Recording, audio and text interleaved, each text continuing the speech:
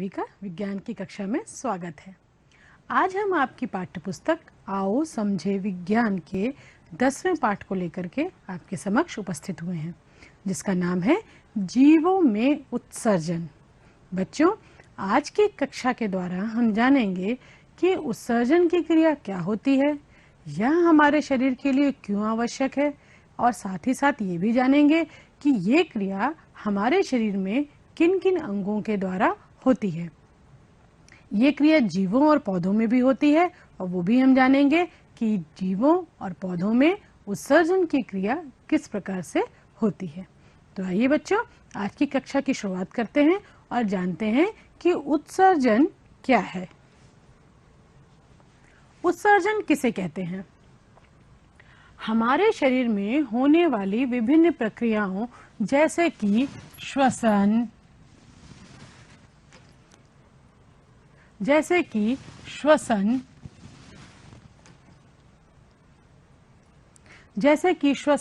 पाचन, परिसंचरण आदि के परिणाम स्वरूप कुछ ऐसे पदार्थ बन जाते हैं जो शरीर के लिए अनावश्यक एवं हानिकारक होते हैं।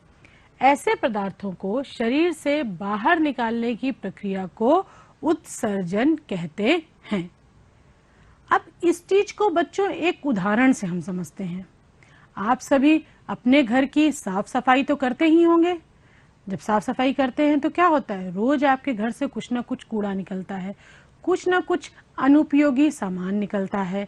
तो ये सामान आपके शरीर में, घर में कैसे आता है? ऐसा तो है नहीं कि कूड़ा और अनुपयोगी सामान आप अपने घर में लेकर के आते हैं। घर की ही वस्तुओं को जिनको आप उपयोग करते हैं, उन्हीं से कुछ अनुपयोगी सामान निकलते हैं। जैसे कि जब हम सब्जियां लाते हैं तो सब्जियों को छीलते हैं तो उसका छिलका निकलता है जो हमारे लिए अनुपयोगी है, यानी कि हमारे लिए वेस्ट है। तो उनको हम क्या करते हैं, घर से बाहर निकालते हैं। ऐसा तो है नहीं कि घर में ही रखे रहते हैं। अगर ये घर में रहेंगे तो क्या होगा, कूड़े का ढेर लग जाएगा, तरह तरह की बीमारियां फैलेंगी। तो इसलिए घर से जो भी कूड़ा होता है, जो भी अनुपयोगी पदार्थ होता है, उसे हम अपने घर से बाहर निकालते हैं। ठीक इसी प्रकार से हमारे शरीर में भी विभिन्न प्रकार की क्रियाएं होती हैं। कौन कौन सी क्रियाएं होती हैं? पाचन है, श्वसन है, पोषण है। ये सारी क्रियाएं जब होती हैं तो कुछ न कुछ ऐसे हानिकारक पदार्थ बन जाते हैं जो कि हमारे शरीर के लिए हानिकारक हैं। अगर ये हमारे शरीर में रह जाएंगे तो हमें विभिन्न प्रकार के रोगों का सामना करना पड़ेगा। तो इसलिए इन पदार्थों का शरीर से बाहर निकलना ही उत्सर्जन कहलाता है। ये कैसे होता है हमारे शरीर में? जैसे कभी कभी आपने देखा गर्मियों में पसीना निकलता है, पसीने का निकलना, कार्बन डाइऑक्साइड का हमारे शरीर से निकलना, या मल और मूत्र का हमारे शरीर से बाहर निकलना।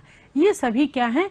उत्सर्जन पदार्थ हैं जो कि हमारे शरीर से बाहर विभिन्न विभिन्न विधियों से निकलते रहते हैं। अब आइए देखते हैं कि उत्सर्जन की आवश्यकता हमारे शरीर को क्यों है। जैसा कि हमने बताया कि अगर ये हानिकारक पदार्थ हमारे शरीर में रह जाएंगे तो क्या होगा, हमें विभिन्न प्रकार के रोग हो सकते हैं। तो ये रोग कौन कौन से हो सकते हैं, कौन कौन से तत्व हैं जो हमारे शरीर में हानि पहुंचाते हैं? आइए देखते हैं।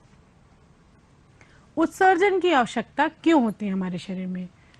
शरीर में होने वाली विभिन्न क्रियाओं से बना नाइट्रोजन युक्त पदार्थ जैसे यूरिया, अमोनिया आदि अनावश्यक एवं विषैले होते हैं। इन पदार्थों की शरीर में अधिकता से शरीर में अनेक प्रकार के विकार उत्पन्न हो सकते हैं, इसलिए इनका शरीर से बाहर निकलना बहुत आवश्यक है। प्रोटीन युक्त खाद्य पदार्थ जैसे दाल, दूध, मांस, मछली के पाचन से अमीनो अम्ल बनता है। आवश्यकता से अधिक अमीनो अम्ल को यकृत द्वारा यूरिया में बदल दिया जाता है। शरीर में अत्यधिक यूरिया से यूरेमिया नामक रोग हो सकता है। प्रोटीन हमारे शरीर के लिए बहुत लाभदायी होता है, परंतु जब प्रोटीन हमारे शरीर में जाता है तो प्रोटीन में कुछ क्रियाएं होती हैं जो पचता है, लेकिन कई बार उसमें क्या होता है, उसके पाचन से अमीनो अम्ल भी बनता है जो कि हमारे शरीर के लिए हानिकारक है। क्योंकि ये जो अमीनो अम्ल होता है बच्चों, ये किस में बदल जाता है? यूरिया में। और यूरिया हमारे शरीर के लिए हानिकारक होता है। अगर ये हमारे शरीर में ज्यादा हो जाएगा तो हमें यूरेमिया नामक रोग भी हो सकता है। श्वसन की क्रिया में हम कार्बन डाइऑक्साइड गैस को बाहर निकालते हैं। यदि यह गैस बाहर न निकले तो हमारा दम घुटने लगता है। जैसा कि अभी हमने पिछले पाठ में पढ़ा था कि श्वसन की क्रिया में क्या बनता था, जल, कार्बन डाइऑक्साइड और ऊर्जा। जल और ऊर्जा दोनों हमारे शरीर के लिए लाभदायक हैं, परंतु ये जो कार्बन डाइऑक्साइड बनता है इसे शरीर से बाहर निकालना अति आवश्यक होता है। अगर आपने कभी अपने मुंह पे हाथ रखा हो थोड़ी देर के लिए ही, तो क्या होती है, हमारी सांस फूलने लगती है, हमारा दम घुटने लगता है। इसलिए कार्बन डाइऑक्साइड का आपके शरीर से बाहर निकलना अति आवश्यक है। पाचन में अपचयित खाद्य पदार्थ को भी समय समय पर शरीर से बाहर निकालना आवश्यक होता है। यदि अपचयित खाद्य पदार्थ अधिक समय तक बड़ी आंत में रुके रहते हैं तो कब्ज की शिकायत हो सकती है। हम भोजन को ग्रहण करते हैं, उसके बाद क्या होता है, पाचन की क्रिया होती है। जरूरी नहीं होता है कि हमने जो भोजन ग्रहण किया है वो पूरी तरीके से पच जाए। कुछ अपचयित खाद्य पदार्थ हमारे शरीर में रह जाते हैं जो कि बड़ी आंत में होते हैं। अब ये अगर रुके रह गए, हमारे शरीर से बाहर नहीं निकले, तो बच्चों हमें कब्ज की भी शिकायत हो सकती है। तो देखा आपने, ये जो उत्सर्जन की क्रिया है हमारे शरीर के लिए कितनी आवश्यक है। आप कह सकते हो कि उत्सर्जन की क्रिया क्या है, हमारे शरीर के अंदरूनी भागों में जो हानिकारक तत्व हैं उनसे हमारे शरीर की सफाई। आप जानते हैं कि उत्सर्जन की क्रिया हमारे शरीर में किन किन अंगों के द्वारा होती है, यानी कि कौन कौन से अंग मिलकर के उत्सर्जन तंत्र बनाते हैं। वृक्क, मूत्रवाहिनियां, मूत्राशय और मूत्रमार्ग, ये सभी मिलकर के हमारे शरीर का उत्सर्जन तंत्र बनाते हैं। विक्र, ये नाम शायद आपको नया लग रहा होगा, शायद आपने नहीं सुना होगा, लेकिन किडनी, ये नाम आपने जरूर सुना होगा। बच्चों, वृक्क को ही अंग्रेजी में किडनी कहते हैं। किडनी शरीर का खून साफ कर मूत्र बनाती है, यानी कि हमारे शरीर में जो मूत्र का निर्माण होता है वो कहाँ होता है बच्चों, किडनी में। शरीर से मूत्र निकालने का कार्य मूत्रवाहिनियां, मूत्राशय और मूत्र नलिकाओं द्वारा होता है। निर्माण कहाँ होता है, किडनी में। और किडनी से ये हमारे शरीर से बाहर कौन कौन निकालता है, मूत्रवाहिनियां, मूत्राशय और मूत्र नलिकाएं। किडनी पेट के अंदर पीछे के हिस्से में रीढ़ की हड्डी के दोनों तरफ स्थित होती है। यानी कि अगर आसान शब्दों में अगर आपसे कोई पूछे कि बच्चों किडनी हमारे शरीर में कहाँ होती है, तो कहाँ होती है, कमर के ऊपर रीढ़ की हड्डी के दोनों तरफ किडनी होती है हमारे शरीर में। यानी कि हमारे शरीर में 2 किडनियां होती हैं बच्चों। किडनी सेम के बीज के आकार की होती है। वयस्क में एक किडनी लगभग 10 सेंटीमीटर लंबी, 6 सेंटीमीटर चौड़ी और 4 सेंटीमीटर मोटी होती है। प्रत्येक किडनी का वजन लगभग 150 से 170 ग्राम होता है। एक वयस्क व्यक्ति में जो सामान्य व्यक्ति होते हैं उनमें किडनी लगभग 10 सेंटीमीटर होती है। और किडनी का आकार कैसा होता है बच्चों, सेम के बीज की तरह। अगर आपने कभी सेम को बीज को देखा हो तो उसका आकार और किडनी का आकार काफी मिलता जुलता है। किडनी द्वारा बनाए गए मूत्र को मूत्राशय तक पहुंचाने वाली नली को मूत्रवाहिनी कहते हैं। अब किडनी में मूत्र का निर्माण तो हो गया, अब मूत्र जो है कहाँ किसके द्वारा हमारे शरीर से बाहर निकलता है, मूत्रवाहिनियों के द्वारा। यह सामान्यतः 25 सेंटीमीटर लंबी होती है और विशेष प्रकार की लचीली मांसपेशियों से बनी होती है। मूत्राशय पेट के निचले हिस्से में होता है। बिल्कुल निचले हिस्से में कहाँ स्थित होता है, मूत्राशय, जहाँ पर मूत्र इकट्ठा होता है। और जब यह भर जाता है तो हमें मूत्र त्याग करने की इच्छा होती है। जो बच्चों वयस्क व्यक्ति होते हैं उनमें मूत्राशय में 400 से 500 मिलीमीटर तक मूत्र एकत्रित हो सकता है। तो ये तो बच्चों हमने जाना कि उत्सर्जन तंत्र में कौन कौन से अंग भाग लेते हैं। कौन कौन से अंग भाग लेते हैं, किडनी, मूत्राशय, मूत्र नलिकाएं और मूत्र वाहिनियां। इनके द्वारा क्या बनता है हमारा उत्सर्जन तंत्र। सबसे मेन जो पार्ट होता है हमारे उत्सर्जन की क्रिया में वो होती है किडनी के द्वारा होता है, यानी सबसे जो मुख्य अंग है उत्सर्जन तंत्र का वो होता है किडनी। इनके अलावा भी कुछ और अंग हैं जिनके द्वारा उत्सर्जन की क्रिया होती है। जरा सोचिए आप, वो अंग कौन से हो सकते हैं? बिल्कुल सही, हमारी जो त्वचा है, त्वचा भी हमारी जो है उत्सर्जन की क्रिया में भाग लेती है, क्योंकि जो पसीना होता है वो किससे निकलता है? हमारी त्वचा के द्वारा ही। आइए एक मॉडल के जरिए हम अपने उत्सर्जन तंत्र को और अच्छे से समझते हैं कि कैसे मूत्र का निर्माण होता है और कैसे ये हमारे शरीर से बाहर निकलता है। बच्चों, ये देखिए, ये है एक हमारे जो उत्सर्जन तंत्र है, हमारे शरीर का जो उत्सर्जन तंत्र है उसका एक मॉडल यहाँ हमने बना करके दिखाया है। जैसा कि चित्र में आपको दिख रहा होगा, ये जो है ये हमारी शरीर की 2 किडनियां हैं। देखिए आप, इसका आकार काफी कुछ तक आपको सेम के बीच की तरह दिखाई दे रहा होगा। और ये किससे जुड़ी हुई है? हमारी मूत्र वाहिनियों से। ये क्या है बच्चों? नीचे जो आपको पीला पड़ा है ये हमारा मूत्राशय है और यहीं से मूत्र मार्ग होता है जिसके द्वारा मूत्र बाहर निकलता है। अब किडनी में जो रक्त आता है बच्चों, शरीर में रक्त कैसे आता है? धमनियों के द्वारा आता है। जो रक्त किडनी में आता है उसमें कुछ पौष्टिक तत्व भी होते हैं जो हमारे शरीर के लिए लाभदायक होते हैं, कुछ हानिकारक तत्व भी होते हैं जिनको हमें शरीर से बाहर निकलना होता है। तो किडनी का जो कार्य होता है बच्चों, ये जो हमारी किडनी होती है ये एक छन्नी का काम करता है। छन्नी का काम मतलब ये हमारे शरीर में जो रक्त आ रहा है धमनियों के द्वारा उसमें से जो पोषक तत्व हैं, जो विटामिन्स हैं, प्रोटीन्स हैं, इन्हें किडनी अपने अंदर एब्जॉर्ब कर लेता है, अपने अंदर सोख लेता है। और जो हानिकारक तत्व हैं जैसे यूरिया है उसे जल में मिला करके मूत्र का निर्माण करता है। जब मूत्र का निर्माण हो जाता है तो वह मूत्र वाहिनियों से होता हुआ, जैसे कि आपको ये दिख रहा होगा चित्र में, देखिए मूत्र वाहिनियों से होता हुआ मूत्राशय में पहुंचता है और मूत्राशय में पहुंच करके मूत्र मार्ग से मूत्र रंध्रों के द्वारा हमारे शरीर से ये बाहर निकल जाता है। और ये बच्चों, ये जो क्रिया होती है ये निरंतर चलती रहती है। निरंतर किडनी में रक्त आता है, अशुद्ध रक्त आता है, वह शुद्ध होता है और उसकी अशुद्धियां यानी कि जो यूरिया होता है वो जल में मिल करके मूत्र का निर्माण करता है और मूत्र वाहिनियों से होता हुआ मूत्राशय में पहुंचता रहता है और हमारे शरीर से मूत्र रंध्रों के द्वारा बाहर निकलता रहता है। अब आइए कुछ और रोचक तत्व जानते हैं अपने उत्सर्जन तंत्र के बारे में।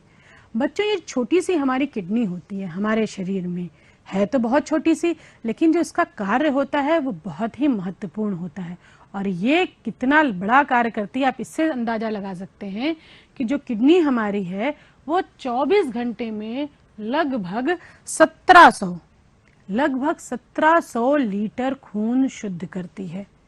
मतलब ये जो क्रिया होती है वो बिना रुके हर समय होती रहती है। हर समय हमारे शरीर में सारी क्रियाएं होती हैं, पाचन भी होता है, पोषण भी होता है, श्वसन भी होता है। तो हर समय हमारे शरीर के जो रक्त हैं उसमें अशुद्धियां भी मिलती रहती है। अब जब अशुद्धियां हर समय मिल रही हैं तो खून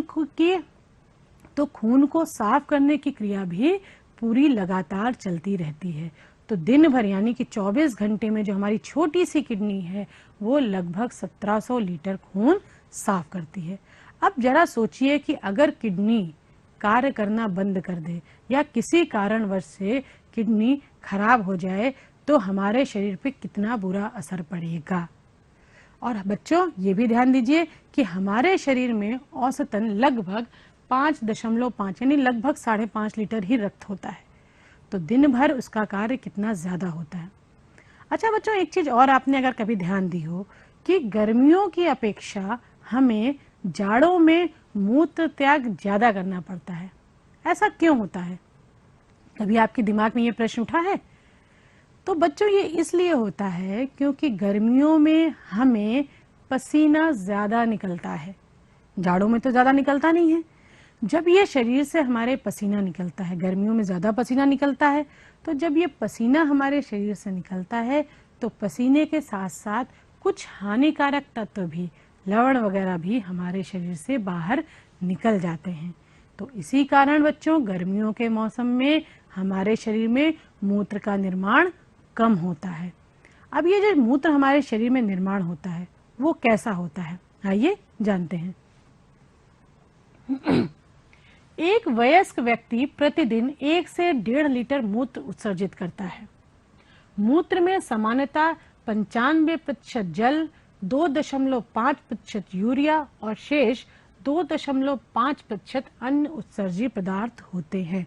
यानी जो मूत्र हमारे शरीर से निकलता है उसमें जो मेन हानिकारक पदार्थ होता है वो क्या होता है बच्चों, यूरिया।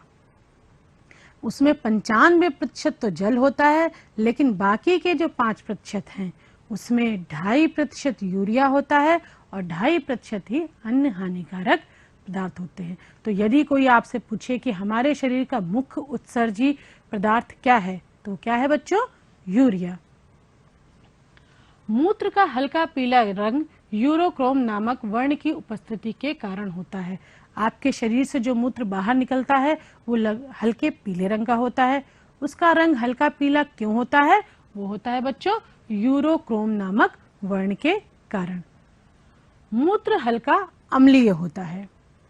किडनी खराब हो जाने पर रक्त के डायलिसिस की आवश्यकता होती है।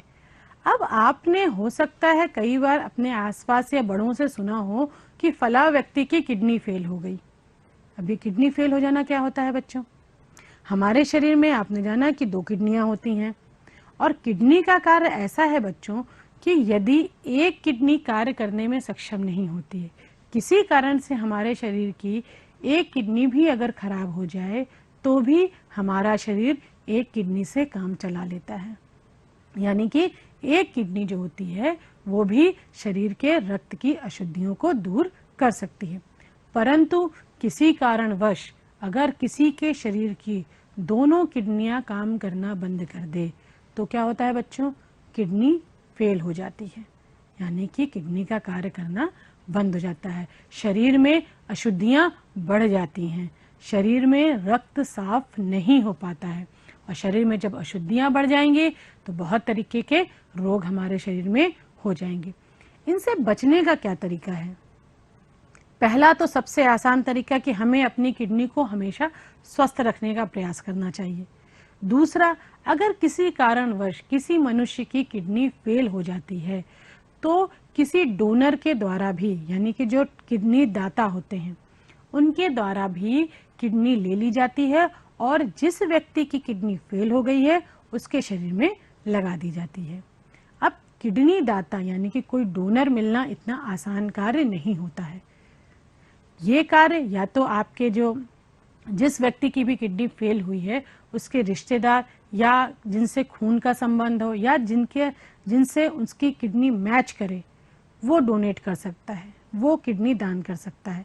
लेकिन किसी कारणवश से अगर किडनी हमें किसी डोनर के द्वारा नहीं मिलती है, कोई किडनी दाता हमें नहीं मिलता है, तब डायलिसिस के द्वारा शरीर के रक्त को साफ किया जाता है। अब ये डायलिसिस कैसे होता है, आइए जानते हैं।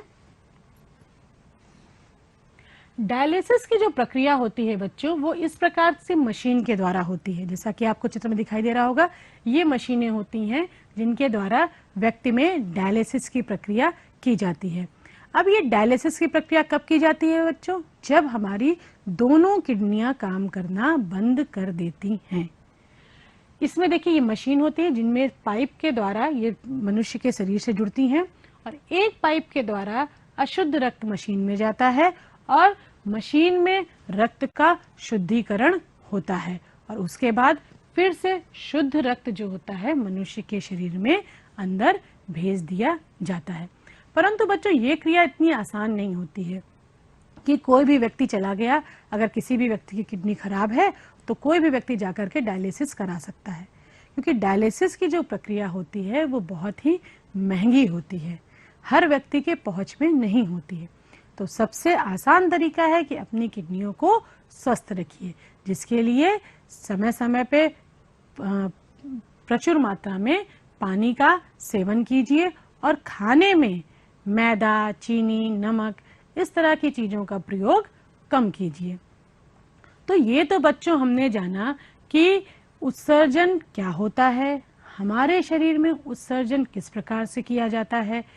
अब जानते हैं कि कुछ जीवों और पौधों में उत्सर्जन की क्रिया कैसे होती है, क्योंकि उनके में भी कुछ ना कुछ हानिकारक पदार्थ तो बनते ही हैं, तो वो किस प्रकार से शरीर से बाहर निकलते हैं।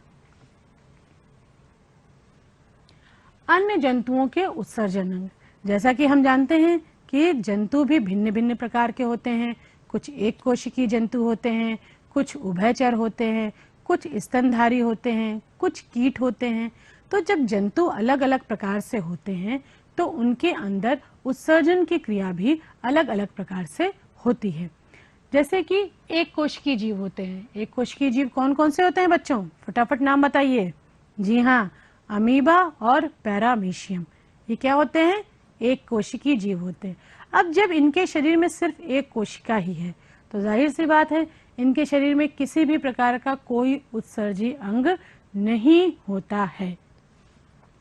ये कैसे उत्सर्जन करते हैं, जल में हानिकारक एवं अनावश्यक पदार्थों को निकालते रहते हैं। ये जल में ही अपने शरीर में बनने वाले जो भी अनावश्यक और हानिकारक पदार्थ हैं उन्हें निकालते रहते हैं। लेकिन इनके शरीर से जो प्रमुख उत्सर्जी पदार्थ है वो क्या होता है बच्चों, अमोनिया। हमारे शरीर से क्या निकलता था, यूरिया। तो इस चीज का ध्यान दीजिएगा कि किस जंतु के शरीर से कौन सा उत्सर्जी पदार्थ निकलता है। सभी जंतुओं के शरीर से एक प्रकार का उत्सर्जी पदार्थ नहीं निकलता है। सीप और घोंघा, इनके अंदर इनके शरीर में एक उत्सर्जी अंग पाया जाता है जिसे क्या कहते हैं, गिल्स या टिनिडिया। यानी कि सीप और घोंघे में जो उत्सर्जी अंग होता है वो क्या कहलाता है, गिल्स या टिनिडिया। और इनके शरीर से निकलने वाला उत्सर्जन पदार्थ क्या होता है, अमीनो अम्ल। अमीनो अम्ल। उभयचर एवं स्तनधारी जीव। अब बच्चों उभयचर जीव कौन से होते हैं, जी हाँ, जो जीव जल और थल दोनों जगह पे रहते हैं वो कौन से जीव कहलाते हैं, उभयचर। और स्तनधारी जीव कौन से होते हैं, जो कि अपने बच्चों को स्तनपान कराते हैं। तो उभयचर और स्तनधारी जीव, इनके अंदर जो उत्सर्जन अंग पाया जाता है वो क्या होता है, वृक्क। हमारे शरीर का भी उत्सर्जी अंग कौन सा होता है, प्रमुख उत्सर्जी अंग जो होता है वो क्या होता है, वृक्क। तो ये भी हमारी तरह ही इनके अंदर भी उत्सर्जी अंग पाया जाता है और वो क्या होता है, वृक्क। और इनके शरीर से निकलने वाला प्रमुख उत्सर्जी पदार्थ है वो क्या है बच्चों, यूरिया, जैसा कि हमारे शरीर से निकलता है। आगे बढ़ते हैं और देखते हैं कि पक्षी एवं सरीसृप। अब जो पक्षी और सरीसृप वाले जीव होते हैं, पक्षी और सरीसृप समूह के जो जीव होते हैं उनके अंदर भी उत्सर्जी अंग पाया जाता है और वो क्या होता है, वृक्क होता है। वृक्क तो होता है लेकिन इनके शरीर से निकलने वाला उत्सर्जन पदार्थ वो क्या होता है बच्चों, यूरिक अम्ल। ध्यान दीजिएगा बच्चों कि पक्षी और सरीसृप के शरीर से निकलने वाला उत्सर्जी पदार्थ होता है यूरिक अम्ल। कीट, जो भी कीट मकोड़े होते हैं, चाहे वो मकड़ी हो, तिलचट्टा हो, इस तरह के जो कीट होते हैं इनके अंदर क्या पाया जाता है बच्चों, मैलपीघी नलिकाएं। ये है उत्सर्जन अंग, किसका, कीट का, कीड़े मकोड़ों का। जितने भी कीड़े मकोड़े होते हैं सभी में एक उत्सर्जी अंग पाया जाता है जिसे क्या कहते हैं, मैलपीघी नलिकाएं। और इनके शरीर से निकलने वाला जो उत्सर्जी पदार्थ है वो है यूरिक अम्ल। तो बच्चों अलग अलग प्रकार के जीवों में अलग अलग प्रकार के उत्सर्जी अंग होते हैं और उनके शरीर से निकलने वाला उत्सर्जन पदार्थ भी अलग अलग होता है। जैसे कि किसी के शरीर में अमोनिया निकलता है, किसी से अमीनो अम्ल निकलता है, किसी से यूरिया और किसी से यूरिक अम्ल। इसका खास ध्यान रखिएगा कि किसके शरीर से कौन कौन से उत्सर्जी पदार्थ निकलते हैं। कई बार ये प्रश्नों में पूछा जाता है। अब आइए जानते हैं कि पौधों में उत्सर्जन की क्रिया कैसे होती है। पौधों में भी जंतुओं की भांति श्वसन, पोषण, प्रकाश संश्लेषण, उत्सर्जन आदि क्रियाएं होती हैं। हम सब जानते हैं बच्चों कि पौधे भी जीव की भांति बढ़ते हैं, श्वसन की क्रिया करते हैं, भोजन बनाते हैं, तो जाहिर सी बात है कि उनके अंदर भी कोई ना कोई उत्सर्जी पदार्थ तो अवश्य बनता होता होगा। अब ये कैसे निकलता है देखते हैं। पौधों में उत्सर्जन की क्रिया के लिए कोई विशेष अंग नहीं होता है, जैसा कि हमारे शरीर में होता है या जीवों के शरीर में होता है, एक विशेष उत्सर्जी अंग होता है, परंतु पौधों में कोई भी उत्सर्जी अंग नहीं होता है। कुछ पौधों की कोशिकाओं में विशेष पदार्थ बनते हैं जो पौधों की पत्तियों की एवं छाल में एकत्र होते रहते हैं। अब कभी अगर आपने किसी पत्ती को तोड़ा हो या किसी छाल को काटा हो कई पौधों में, तो क्या होता है, कुछ दूध जैसा निकलने लगता है। तो बच्चों ये क्या है, ये पौधों का उत्सर्जी पदार्थ है। कभी कभी आपने देखा होगा पत्तियों के ऊपर कुछ बूंद सी दिखती है, पानी की बूंद दिखती है, ये भी पौधों का उत्सर्जी पदार्थ है। आम, नीम, बबूल तथा हींग के पौधों से गोंद या रेजिन्स निकलता है। एक चिपचिपा सा पदार्थ निकलता है जिसे हम गोंद कहते हैं, जो कि पौधों का उत्सर्जी पदार्थ होता है। लेकिन बच्चों ये जो गोंद होता है, जो नीम और बबूल से निकलते हैं या हींग से निकलते हैं, ये हमारे लिए काफी लाभदायक होते हैं। इस गोंद का प्रयोग हम कई प्रकार के खाद्य पदार्थ बनाने में करते हैं। ये कई प्रकार से हमारे शरीर को लाभ पहुंचाते हैं। कत्था की छाल से टैनिन निकलता है। अब कत्थे की छाल से क्या निकलता है बच्चों, उत्सर्जी पदार्थ में टैनिन निकलता है। चीड़ के तने से तारपीन का तेल प्राप्त होता है। पौधों में श्वसन की क्रिया में बनी कार्बन डाइऑक्साइड पत्तियों में पाई जाने वाली रंध्रों द्वारा निकलती है। अब पौधों में जो श्वसन की क्रिया होती है वो कैसे होती है बच्चों, किससे निकलती है कार्बन डाइऑक्साइड, जो पत्तियों में छोटे छोटे छिद्र होते हैं जिन्हें हम क्या कहते हैं, रंध्र कहते हैं, रंध्रों के द्वारा निकलती है। इसी वजह से कई बार होता है कि कुछ पत्तियों के ऊपर हमें छोटी छोटी बूंद, जैसा कि यहाँ चित्र में आपको दिखाया जा रहा है, देखिए पत्तियों में छोटी छोटी आपको बूंदें दिखाई दे रही है। ये क्या है बच्चों, पौधों का उत्सर्जीय पदार्थ। यहाँ पे भी आपकी चिपचिपा पदार्थ सा दिखाई दे रहा है, ये भी क्या है, पौधों का उत्सर्जीय पदार्थ, जिसे हम गोंद कहते हैं। तो ये तो बच्चों हमने आज की कक्षा में जाना कि उत्सर्जन क्या होते हैं, मानव शरीर में उत्सर्जन की क्रिया कैसे होती है, और मानव शरीर में उत्सर्जन की क्रिया में कौन कौन से अंग भाग लेते हैं। जिसमें सबसे मुख्य कौन सा होता है बच्चों, फिर से किडनी। हमारे शरीर का मुख्य उत्सर्जी अंग कौन सा होता है, किडनी, जिसे हम हिंदी में क्या कहते हैं, वृक्क कहते हैं। आइए आपकी पाठ्य पुस्तक के अंत में दिए गए कुछ प्रश्नों को हम यहाँ देखते हैं, और कुछ प्रश्नों को आप स्वयं हल करने का प्रयास कीजिएगा या अपने घर में किसी बड़े की सहायता लीजिएगा।